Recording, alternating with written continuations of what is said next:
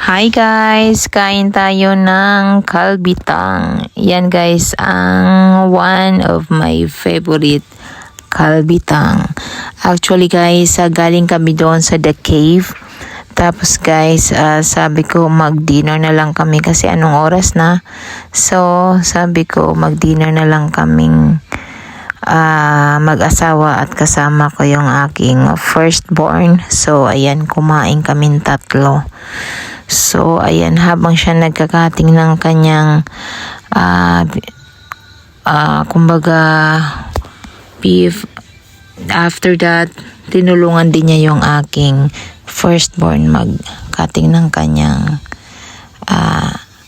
kumbaga order. So, ayan, ang bait ng aking habibi. And thank you so much habibi ko. Maraming salamat. Salamat sa pagtanggap sa aking panganay na anak. Marami pong salamat. Ayun, thank you guys.